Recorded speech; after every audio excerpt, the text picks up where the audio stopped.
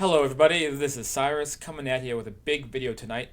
We're talking about a pretty heavy subject, and that is, what do people do when they cross over? Do people still have jobs? Well, let me back up. Are people still people? So if you've been following this channel, you'll know where I stand with some of these ideas. So based on my experiences, the experiences of many other people, and all the research I do that I outline in my books, people who die are still essentially themselves in a higher density kind of version of this planet. And of course, it extends outward from there, but basically, all the information that we're getting from people who are not only coming close to death but having out of body experiences, and also um, in communication with deceased people, all that information basically suggests that we still look like ourselves, we still feel like ourselves, but we are in a new environment with some new rules in place. But on first glance, it's not that much different in some respects, especially this kind of middle astral that they call it, where it's very much the same planet we're on right now, except it's on a higher dimension, but what they call a higher density, where some of the rules are a bit different, but it's not an alien world necessarily. So, given all that, we come down to the idea of jobs, careers, and lifestyle. What do people who are dead doing with their time, if we even want to use the word time? And that's a topic that has not been covered that much by many people, and tonight we're going to do it. But before we get started, if you like this video, it's super hard these days for channels like mine to get even a nominal amount of subscribers, and so you can really do a lot of good, really help me out and help out the Afterlife Topics community, which is much bigger than this channel is, by clicking the subscribe button. So if you would please hit subscribe, maybe hit the notification bell next to it, and that'll really help out what we're doing here. Okay, that being said, let's dive into it. So the reason I'm doing this bigger presentation tonight is because this presentation was meant for my classes, Afterlife University. And twice a week we do much bigger topics that are more expanded upon than we get in these normal normal videos on this channel. So we go much more into depth about stuff. And today, this was the topic, and I punched the record button and did the presentation, and then we would go into discussion. I checked my program, and it turned out that because my disk was almost full, it just canceled the whole thing on me, and I lost all of it. Now I want to keep all the classes archived, so that's led me with no other choice but to redo the presentation here on this channel for the general public, and you all can now be students at Afterlife University for a night. So let's go ahead and do this. All right, one moment. Let's get me off the screen.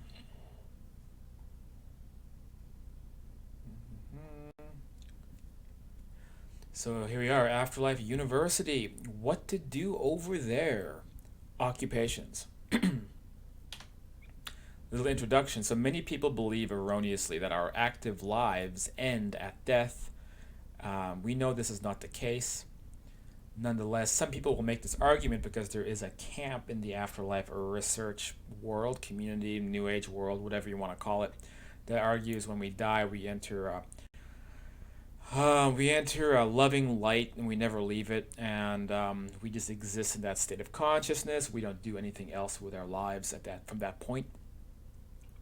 We just kind of exist in stasis, and that's it. That is the rest of existence.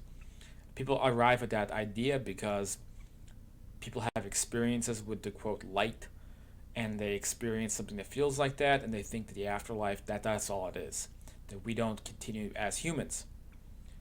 But that's not true. Most of us do, and there is one person I know who really doesn't want to continue as a human, and I haven't had a chance to respond to your comment yet, but if you really don't like being a human or having human jobs or a human lifestyle, talk to your guides about it or your higher self. You can probably go and be any kind of alien species you can possibly dream of, or anything else for that matter. I mean, I just think that that's the exception to how most people think. There's nothing wrong with it. We're all on our own journeys. So, if you are of that mindset, you may loathe the idea of still being in a human society. But for most of us, this is pretty relevant because it applies directly to what we are going to be spending our time doing once we kick the bucket. In our world, we complain about, quote, work, but for most of us, inactivity is what becomes a less appealing option. The old saying, the number one cause of death of retirees is retirement. So, some of the most active people I know are, quote, retired, but they kept working. And they're also quite healthy because of it. I know a couple in their 80s who I work as the editor of, rather, the editor for. I should be watching my grammar if I claim to be an English editor.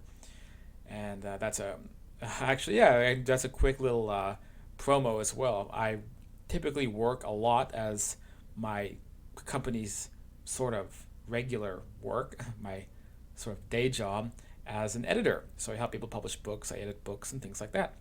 Anyway, so this couple, well, the husband put together a golf company, and the wife, has released a couple of books, and she's been very active, flying out to places like Chicago and doing little mini tours and getting together with lots of people and meeting them and expanding her writing career in her 80s.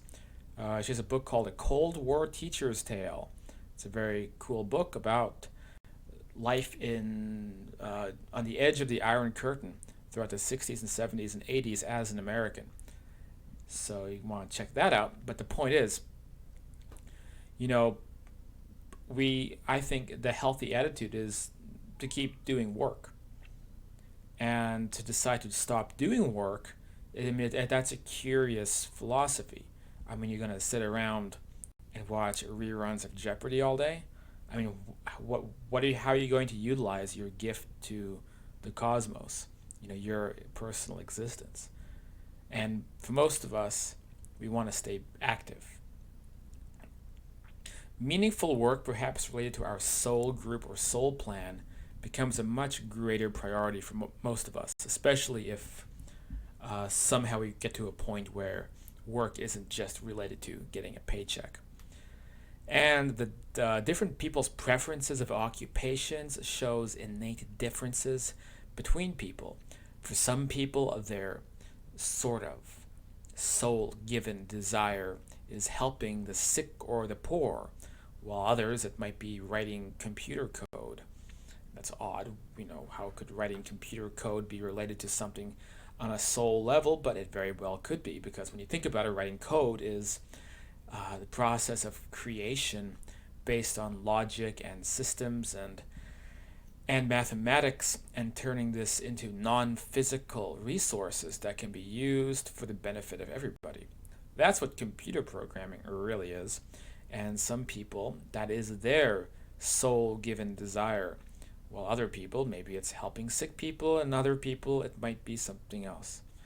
And sometimes just finding what we're aligned to do is the really hard part. And many people are afraid to do what it is that their intuition is telling them to do because they're afraid they're going to go broke. My advice to that: keep your resources as low as possible so you don't have to be afraid to go broke. So that if you do, quote, go broke, it won't even matter that much. Lord knows I've done that, and it's sure helped me a lot. Now, it's not so easy if you have kids.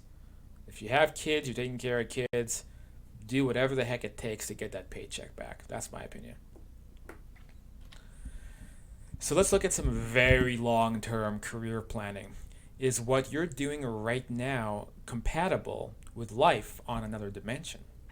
One major factor is what part of the astral you may find yourself in, and another major factor is the removal of the work for reward mindset. So let's back up. So on the first point, is what you're doing right now compatible? Now, as we'll talk about in the next slide, some things just don't make sense to do on a multidimensional level. And that includes quite a few different careers, quite a few different vocations. But also, on the same note, if there is something you love, most likely there's a higher level of representation of that you can think about. And we'll talk about that in a minute.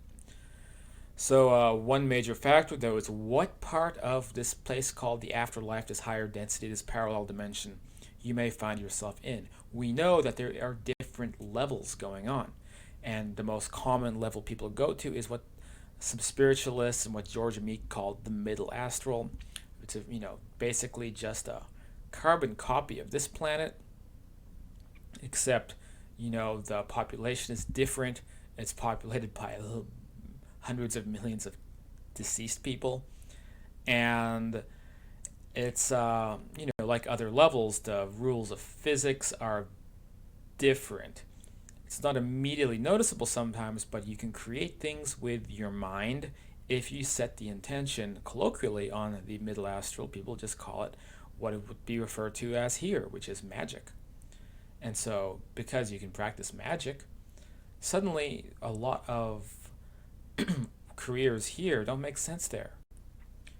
But still, on the middle astral, a lot do, because it's still a solid, dense place with rules involved, unlike more higher exalted levels that the space between thinking something and creating it is even shorter. And on those levels, there's fewer occupations, and then there's other occupations that may exist that we wouldn't even be able to comprehend. So where you end up will determine what kind of work you'll likely be doing. Another major factor is the removal of the work for reward mindset. So one of the students, Corey, from the classes, made a great point when I was doing this class live, which was that from all the research that's been done, most parts of the higher density world, the afterlife, is a lot like Star Trek. All the resources are already provided. Nobody has to worry about dying. Well, in Star Trek they do, so it's even more advanced than Star Trek in that sense. And so as a result, the vocations people pick is dependent on the kind of service that they want to do for their community and what fulfills them. Here on this planet, typically the priority goes toward what brings home the paycheck. But this is, of course, is a mindset that we can adopt here in this world, which is why I hope this presentation will basically help you to think about these topics in terms of the world here and now. That we can begin thinking about even taking a pay cut to do what's meaningful to us on a work level, and see how that vastly improves our lifestyles. You see, it's that obsession with money that's a big problem. And again, if you have kids, don't listen to my financial advice. Focus on them, do whatever it takes to bring home the paycheck.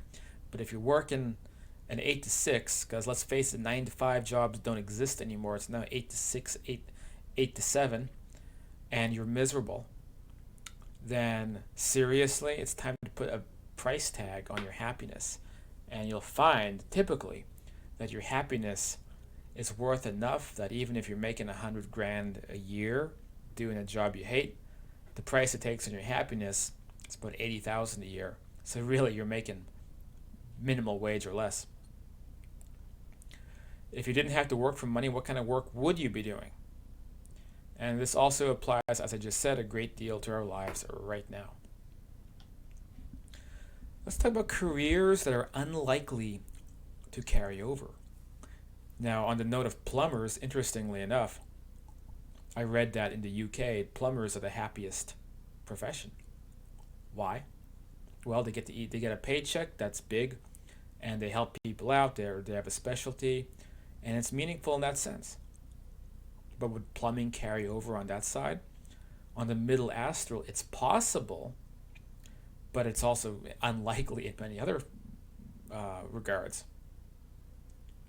So, through personal experiences, I've discovered some of these unlikely careers still persisting, and sometimes it's a result of people carrying on as normal and rebuilding their society as it was here. And so, somebody who's a plumber loved being a plumber, and they're just going to keep doing it. Meanwhile, these fixing entropy jobs, whether it's technicians, plumbers, insurance agents, surgeons, it doesn't really make so much sense if you could potentially fix that leaky pipe using your mind or using somebody who's good at using their mind to fix it. Same goes with working for money only jobs, real estate agents, bankers, financiers. So these money only jobs, again, we're in a world where the economy it's a resource based economy where everybody has all their resources that they'll ever need. And if that's the case, then why do you need to have a job where the focus is only on making money? How much can you get out of that money? Because my experience is on the astral plane, the money is more like monopoly money. Although I mean that's not a good definition because no, you can still buy things. And working a job and having a lot of money means you can do things that people who don't have the money can't do. You can get into that luxurious astral hotel you've always wanted to visit. But if you don't have any money, you're still perfectly fine off. So these are all jobs that are a bit questionable, although they likely do persist on that middle astral level. And the plumber, he might love his job so much. It has more than just dealing with people's shit, literally speaking. He might love his job because it involves being part of the community, helping people, feeling a sense of worth, all these sort of emotions and feelings. So it's not the actual act of fixing a pipe. And so that plumber might find a meaningful type of work in a different area that still provides that same kind of satisfaction. Next, I wanted to mention, let's see, so many, if not all of these jobs may persist in the middle astral, but may also be enhanced. So for that matter, if somebody still wants to be a technician, they may use non-material principles to more easily fix things. And insurance may be extremely cheap if mind matter powers can just replace the lost item by conjuring a new one. So again, we're looking at a different culture on this higher density plane. Medical fields. So an area of contention is medicine, because all illness would be by definition thought created. Yet people unable to shake off their programming that the disease is real may find they still have the symptoms of the disease. That this is something I've been aware of and I've investigated during out-of-body experiences. So as an example, somebody who has arthritis passes away and refuses to accept that they're in a world that's different from this one, and because of their psychological state, the arthritis doesn't stop. And that sucks to hear about because, especially people coming at this from a religious angle, they're like, how could somebody still have arthritis in heaven? Well, we're looking at the situation where thought creates everything. And if someone's thoughts are glued to one way of thinking, well, that's going to create those systems of physicality. So for this reason, it may be necessary for people to still be physically treated for symptoms. But after those physical treatments end, the real cause, which is psychological, must be addressed. If you go to a healing center on the astral plane, you will find people practicing medicine, but you'll find a much greater amount of therapists, psychological therapists, and things of that nature. So we know of spirit doctors as well who operate on patients on this side by possessing a medium or materializing. I have researched cases of physical mediumship where people have had operations performed upon them, including the removal of tumors and even the removal of a molar tooth. Now, I don't make all of this information public all the time. Usually it's stuff I keep in the back of my mind, or I wish to respect the privacy of those people who have done this type of thing. I, of course, don't recommend doing this unless you are um, very daring to do so.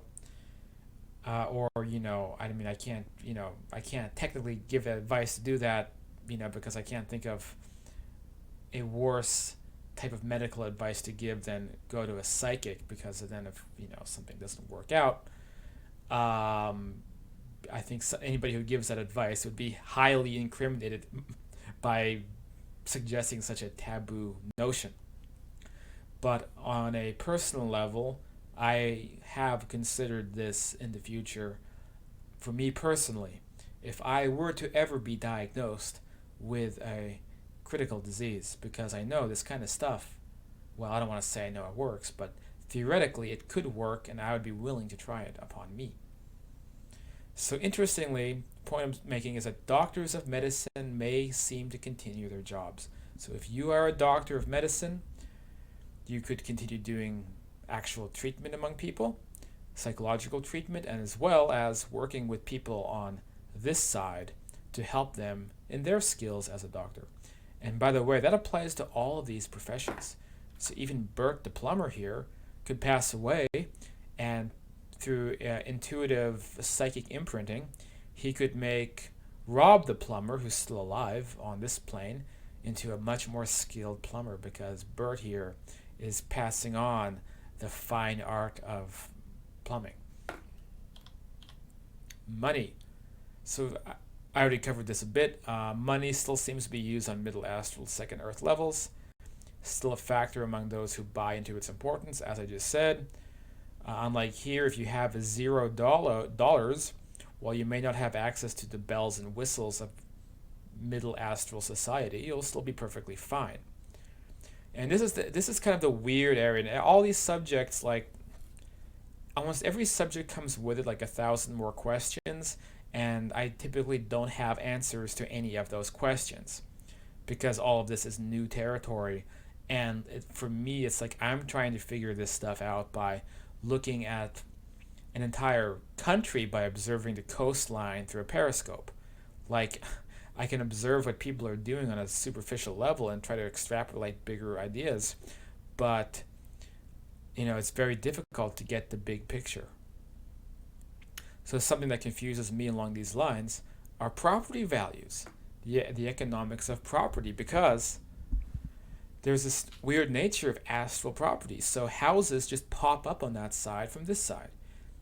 So somebody has an attachment to a particular house, well, that house is going to exist on that side, and if it's a whole family, that house will be waiting for them. So in that case, they have a kind of like spiritual ownership of the house.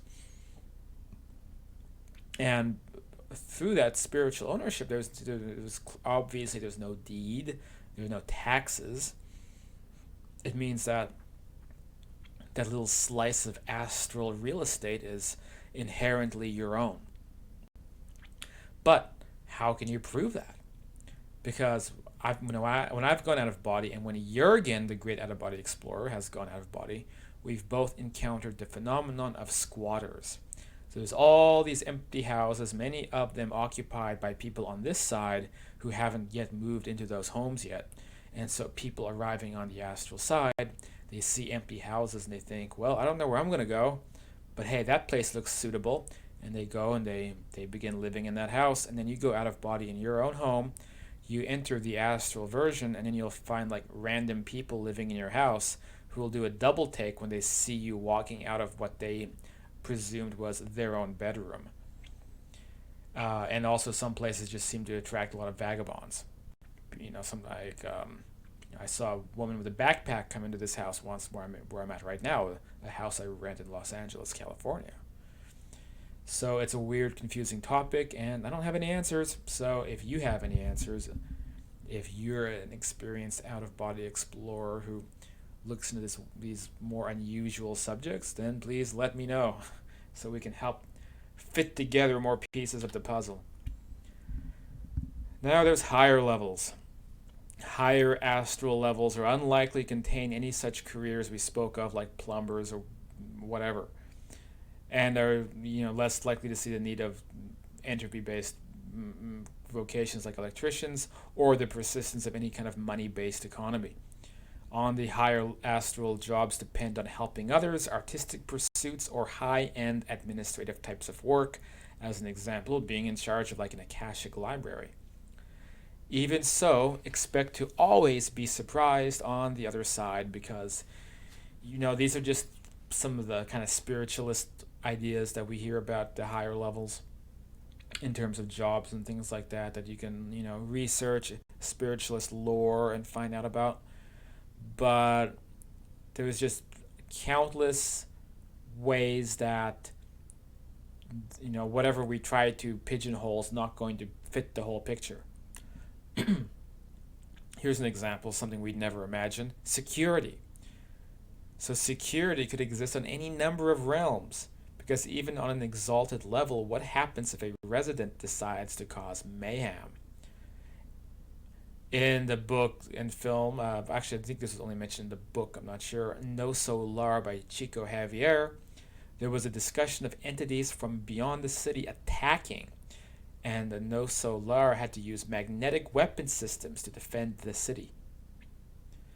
So this shows you that, although typically we believe that different realms and densities are entirely segregated and everyone is just on a, completely homogenous level and nobody has differing thoughts or opinions, well, that may not be always the case, and maybe trouble can break out. I have no reason to assume that trouble couldn't break out. I know it happens on the middle astral a lot. So this means security, it would always be needed. As for No Solar example, why did people attack the city? It was a result of attempts by the city's populace or administration to introduce to outsiders the concept of no longer needing to eat food and then attempting to remove their food.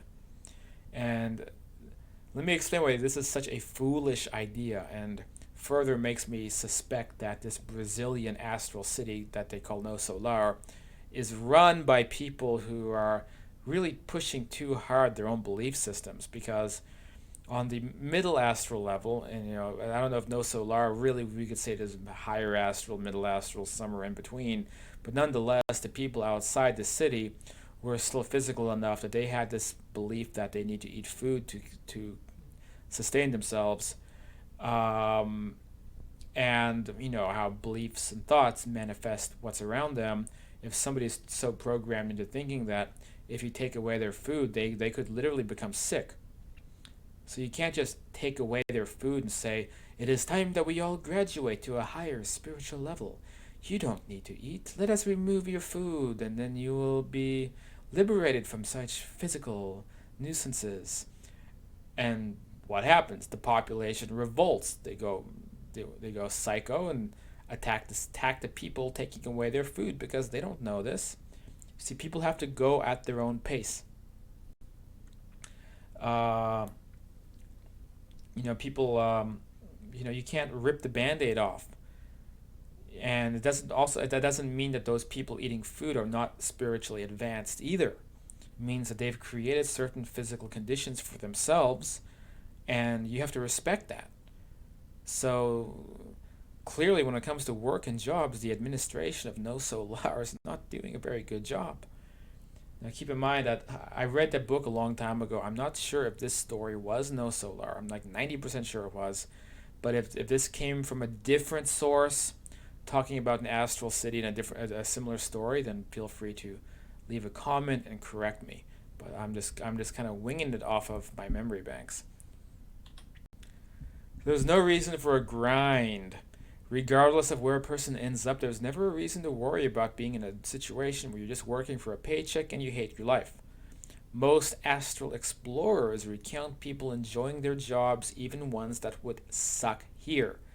Jurgen recounts exalted and beautiful restaurants, where, by the way, I couldn't find the photo, so it says C photo, but I couldn't find it. But he's a graphic artist, so he'd actually created this beautiful representation of a astral restaurant he had visited, and he explained how the waiter was there as a waiter because he was specifically attempting to learn lessons about serving other people and patients and that type of thing. And being a waiter specifically helped aid him in that self development process. And so, really, any job that you think of could have its own lessons and things that can be benefited from doing it. And so, as a result, nothing is pointless if meaning and experience is found within it. Heck, I used to wash dishes in a Japanese restaurant, and when I think back about it, hey, I kind of miss those times. It wouldn't sounds like a grueling job, but I don't know. You had the sushi chef, and he was this old Japanese like master in the background, and and always giving off like words of wisdom. And I don't know. It was an interesting job, and I don't, it's not the end of the world doing a job that's not glamorous. And some people actively are looking for experiences, and on the middle astral levels, probably all those types of jobs that you can think of exist. I've seen plenty of them myself. On the middle astral, I've seen computer programmers, office employees, restaurant workers, you name it. So many may see their work or their workplace as a means to adventure creation in their own ways that may not be possible on astral levels outside that level. Maybe on an exalted realm where there are no restaurants and we all just float around in our energy or rainbow bodies, and we just gain nourishment from the energy around us and communicate telepathically and fly around in the sky and things like that. Sounds great, right? But maybe a particular soul needs to be on a quote lower level to have certain experiences conducive with learning about service and other things that physicality can offer. Maybe they don't want to reincarnate on Earth because that's freaking extreme. So maybe being on this middle astral, maybe that's a place for advanced souls to go. We keep thinking advanced souls, they're not on the middle astral, but that's not true at all. Just like you can't look around this world and say, oh, there must be no advanced souls on Earth because Earth is such a dismal, primitive place to be, so there must all be new souls. Oh, that's obviously not the case. Old souls or advanced souls specifically come here for the lessons, experience, and opportunities to help people. So conclusions. Work does continue because work is an innate concept. We're either being idle or we're being productive or we're not existing as individuals. So if you want to know where quote work ends, that's going to be when there's no longer individual souls. If you want to talk about being on the highest celestial level where there no longer is individuality and we're just one mind, when we return to being what we all are, God, then okay, we can talk about no longer having individual things to do with our lives. But until, if or when, you know, collectively, all life forms decide to be back in that state of existence, then we're always going to be doing things as individuals. So work is not a dirty word. It's just part of what we are as sentient entities. Many of the concepts we have will finally go away, like having to just work to bring home a paycheck and having to have a grind. But it all becomes much more meaningful. Civilization, we go from basically a place where we have to fight entropy to a kind of Star Trek universe where we can, basically have all the resources we need and we choose what we want to do. And there are jobs, especially the middle astral level. I mean, it's still physical enough that maybe there is somebody who needs to fix a leaky pipe. Maybe there's somebody who needs to install cable TV. Heck, I went into an astral home and there was a guy in there watching TV and he said, yeah, let me explain how it works. Okay, so half the channels we literally beam in from your world and the other half, we produce with our own industries here, but we like watching your TV. But we have our own channels too. Well, somebody brought him a cable service, right? And he probably pays that cable service with money, which means he probably works a job too. He probably actually spends some of that money. Maybe they'll shut off his cable service and he'll be pissed off. It's actually a neighbor next to me here in Astral LA because he lives like I think he lives like one house down. Him and his wife. I don't remember the guy's name, but I've been to his home a couple times. having out of body experiences. I just, I jump out of my bed, get out the door, knock on his house, and he's a short guy. He's a dwarf. Him and his wife both are. And I've been to his holiday get together once. Like always, education is a factor because some unknowingly continue doing things they don't enjoy on that side. So if you're on that side, you're not happy for any reason, it means you don't know how it works, okay?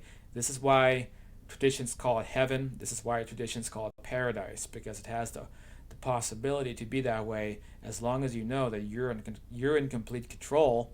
You can change things with your mind, and you don't have you're not going to be anyone's bitch. You don't have to work a job you don't like.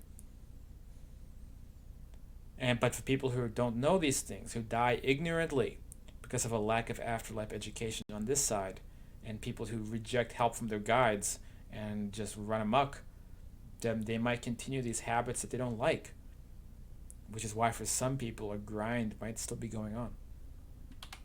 So discussion points, you can leave these in comments. Normally in the Afterlife University classes, we will discuss this amongst ourselves. Are you at all happy with your work right now? What would you like to continue carry over job-wise? What do you want to keep happening? Have you ever had astral experiences or OBEs where you encountered people working? And if so, what were they doing? Have deceased loved ones via mediums, ADCs, etc. ever mentioned their careers or work to you? What have you learned about those topics? Well, that's it for this presentation. Let's go ahead and try to bring me back on the screen. Ta-da! Here I am. Well, I hope you liked that. Again, this is Afterlife University. That's where we go into this kind of detail with research and things like that. If you want to join, then you can go to afterlifetopics.com/Afterlife University, and the link is in the description. I also have my books like The Afterlife and Beyond, which came out this last summer, and Understanding Life After Death. Those links are in the description also. And I guess that's it. I hope you like this presentation. Let me know what you think. And have you ever thought about this idea before? Or is this new ground? Alright, this is Cyrus Kirkpatrick, and I'll see you guys on the next video.